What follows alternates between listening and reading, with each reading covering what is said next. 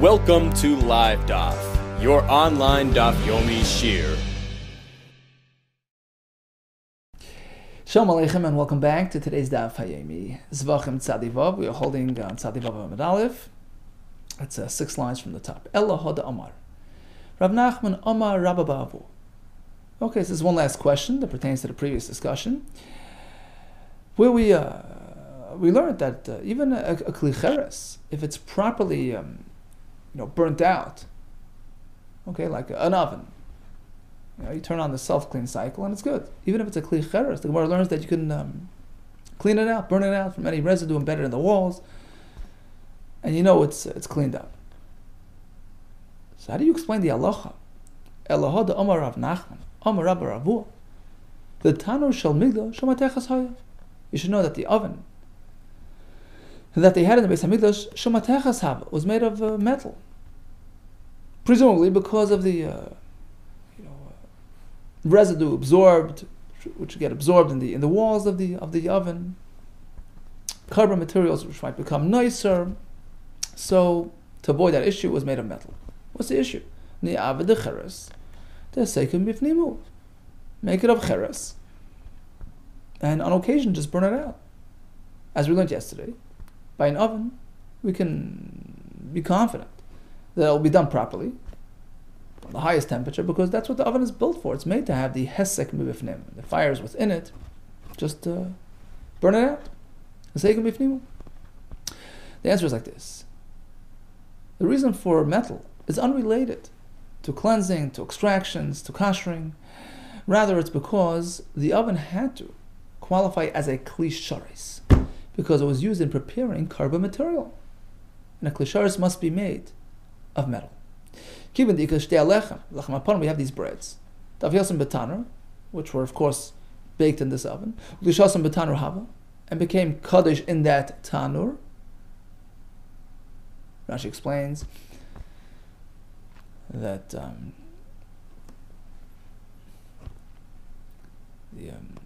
shtei alechem were baked inside in the Beis Hamikdash.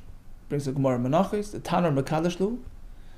If that's the case, havali kli sharis. So this oven constitutes a kli sharis. Ukli sharis, the cheres le'avdina. We never make a kli sharis of cheres. Rafilu Rabbi Yehuda, even according to that opinion, who says that wood is okay, like Amar the eitz, okay, he allows wood based on the psukim discussed in Mesechus Sukkah about the cheres le, but pottery, that's out of the question. So in fact, that's the reason why the oven had to be of metal, unrelated to extractions and bliyos and kashrus issues. Says the Gemara, there was a story with Rav Yitzchak Bar Yehuda. Initially, he would come hear the shir, have a rogel kamed Rabbi Bar Chama. He was a regular by Rabbi Bar Chama, a talmud of his, and then one day he left. Shavke, he left him. V'ozl, he went to a different Rabbi, L'Rav Sheshes. Okay, Yom Echad, one day, Pagabeya. So the first Rabbi Bar Chama, met up with him. He says, "Oh, how are things going?"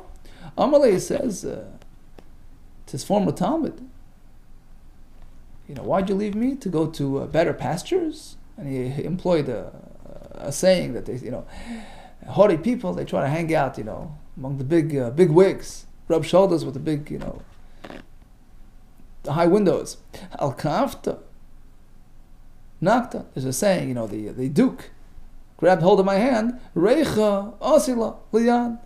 So his good scent rubbed off on me, transferred to my hand as well. Right, hang out with the big guns. You feel important. Mishum da azalslach. Look, Rav Sheshes says, you think just because you went over to Rav Sheshes, Havis like Rav Sheshes, you too will rise to that level. You also become like Rav Sheshes.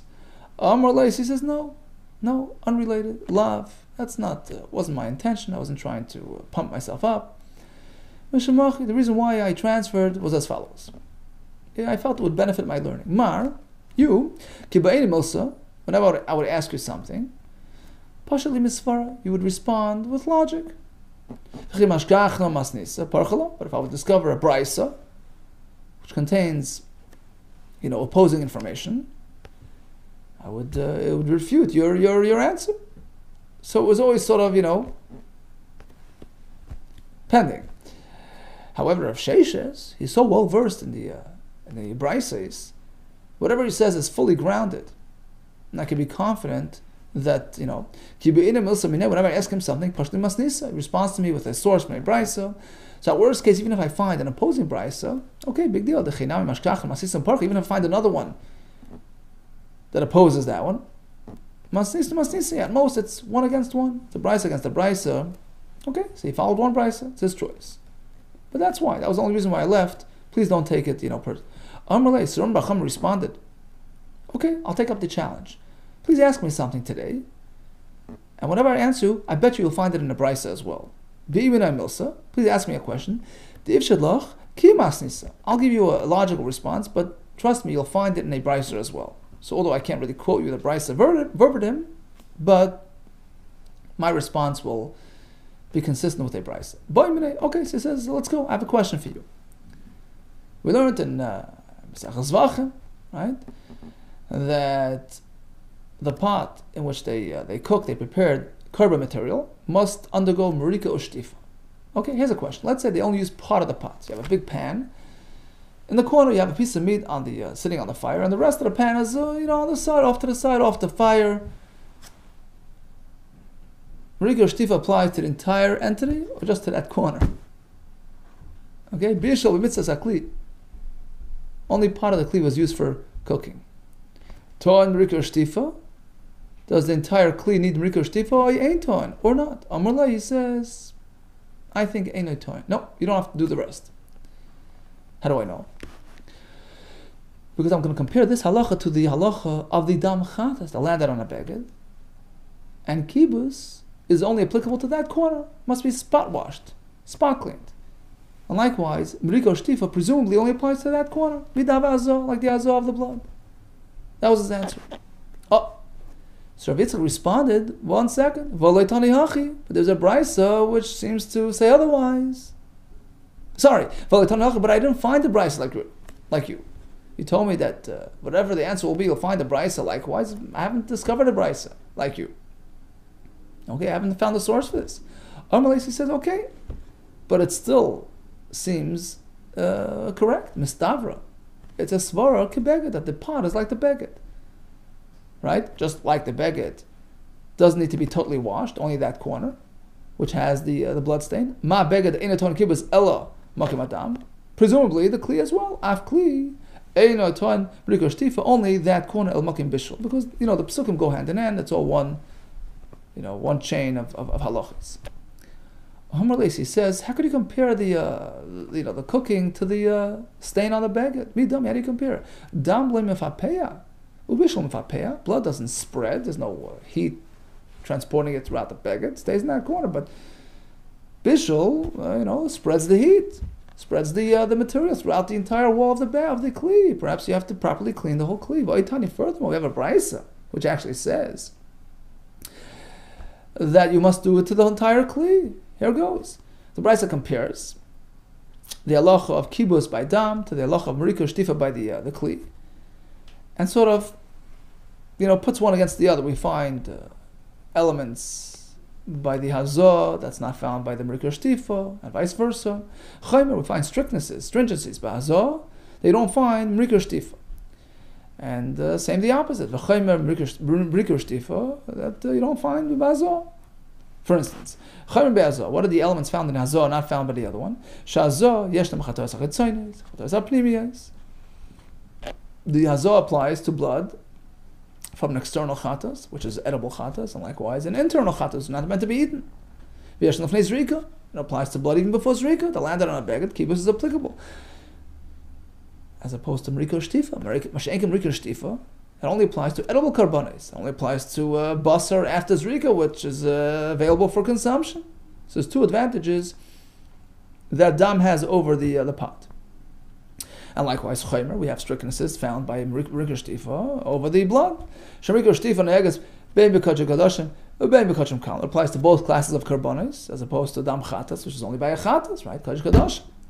And here comes the punchline. Bishal b'miktzah sakli. Even if only part of the kli was used, you have to clean the whole kli. Ton marika ushtifa b'chala kli. Mashiach mazah, as opposed to b'hazah, we only spot clean that corner.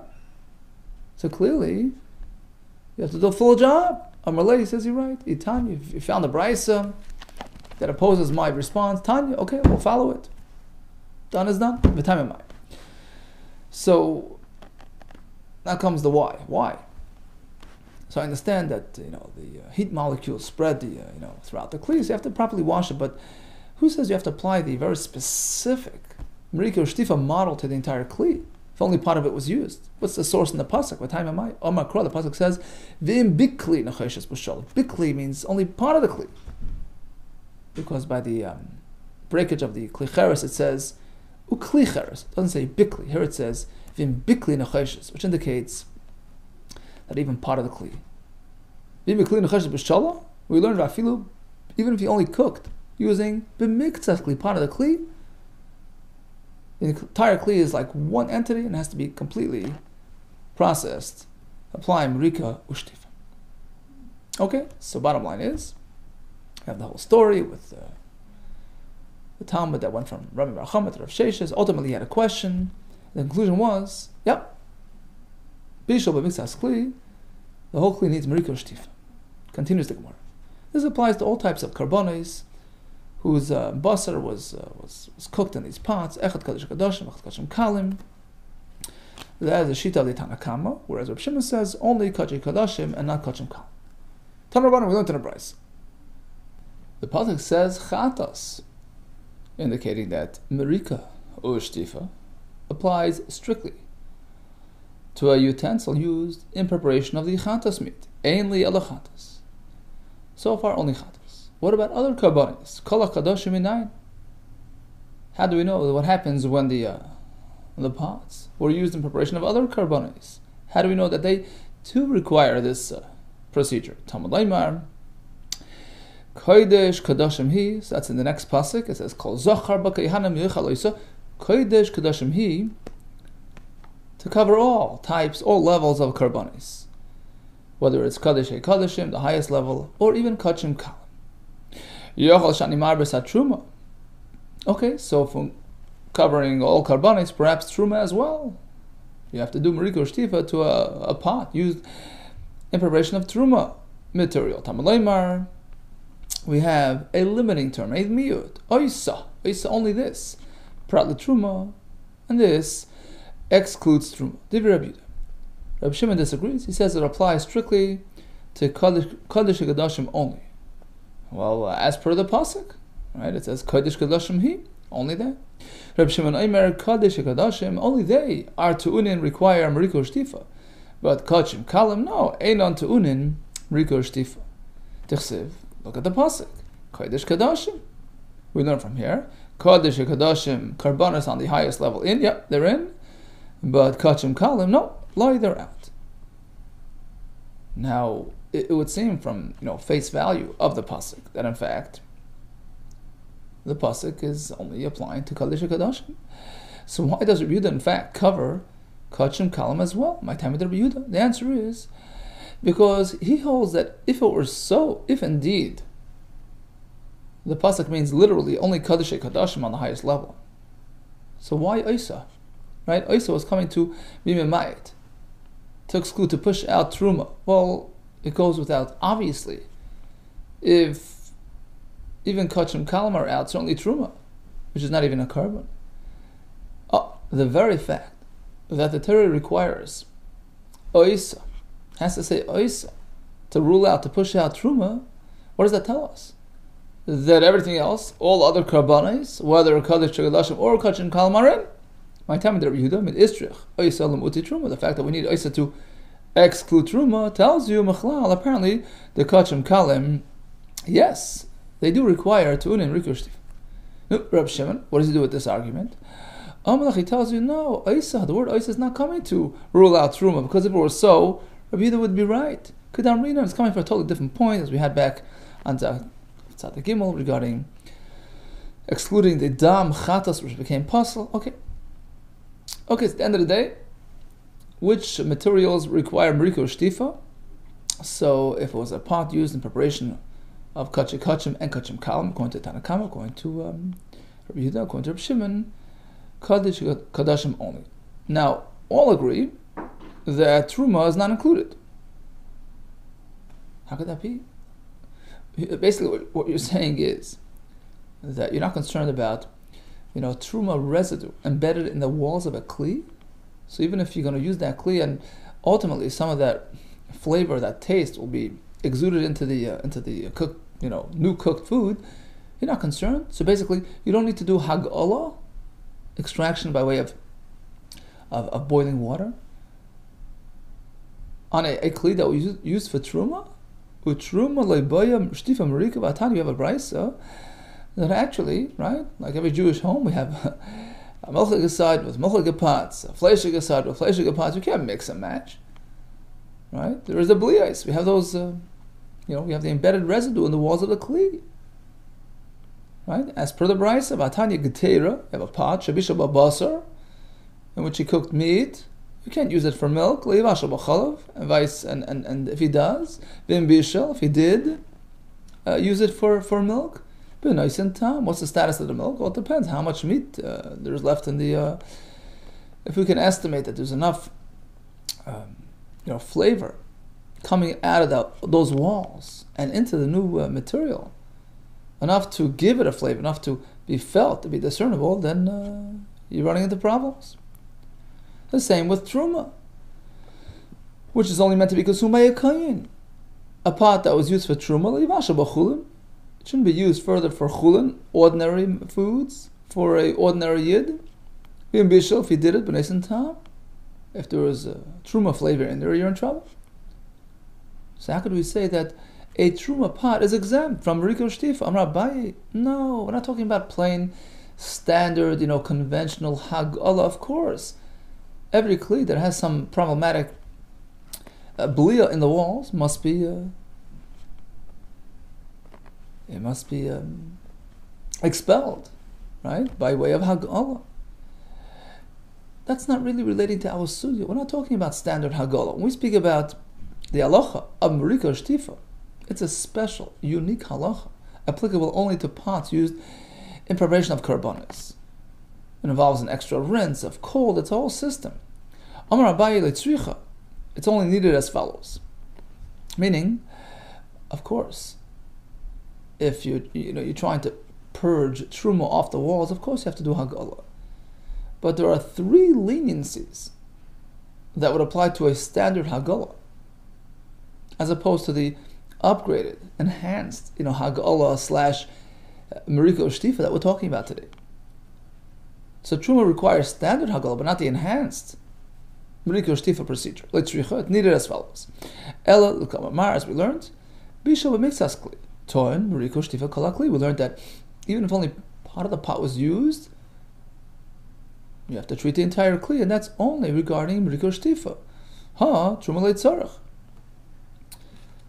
But this procedure doesn't apply to truma. Just make sure that you got that corner of the kli. Right? Truma leitzarach. Truma leitzarach mokam bish. Rava Amar.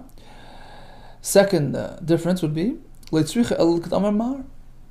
It's regarding the following halacha, that for Meriko Shtifa you need pure water. You can't use other liquids like hot wine or diluted wine. But for hag'ala you could. Pasuk says, "Moirak v'shoita b'mayim." We learn v'lei b'yayin as opposed to wine. B'mayim means v'lei b'mazav, even diluted wine. But when it comes to truma and standard hag'ala, afilu b'yayin v'lei b'mazav, use any liquid. Rava Barula Amar. Here's a third difference. Leitzricha, it's only needed as follows. Ella the Amar, as we learn, Meriko Shtifa b'tzaynein, that after you do the basic hag'ala, you have to do Meriko Shtifa, a double rinse. Meriko is the interior of the kli, Shtifa the outside, with cold water. That's a sort of an extra step in the process. But again, that's only by karbanis. Afilu b'chamen. But over here, by truma, just use standard hag'ala system, which is hot water. Done deal. Okay, this last factor only works if you hold like the opinion discussed in the next Mishnah that Meriko Shtifa indicates cold rinse. So fine, That doesn't apply to Truma. Elman, the Omar, according to the other opinion, the Chachamim, who say that Marika means one thing, and Shtifa means something else. Marika means Bachamin, using hot water. Shtifa means what's called B'tzoinin. So then what's the difference between, standard Hagala and this hot water Hagala here as well? Michael Meimar, Shtifa Yisei Rasa. The answer is because, in contrast to the regular Hagala, which entails only one, hot water purge, this needs an extra rinse, a cold rinse, which is unique to the Marika Shtifa process, applicable only under these circumstances. Okay, so in a nutshell, we learned about self-cleaning an oven. We learned about even a kli that was partially used for karbanos, preparation must be fully cleansed. Marika Shtifa needs to be done on the whole kli, as opposed to the just plain, standard conventional hagala, which wouldn't require the whole kli. Tesis actually has a kasha. How does that work? Doesn't that spread? Okay, so that's discussed in Tesis. And then in terms of what usages are we talking about? According to Tanakama, which turns out to be Rabbi Yehuda and the Brisa as well, it applies to kachim kachim and kachim kalam, but not for truma. According to Rabbi Shimon, only kachim gadashim, but again, and not kachim kalam, and certainly not truma. And the Gemara concludes and explains that, of course, truma or any other, materials that are in question must be purged from the walls of a kli, but employing a standard hagala process, which can involve other liquids. It can be done on the part of the kli. It doesn't need that added rinse. Also, Tesis brings that the minhag is to rinse every kli after hagala, but it's not really required api halacha. Whereas Marika Shtifa needs mayim, purely mayim, the entire kli, with the cold water rinsing. All the best to you, and atzlacha.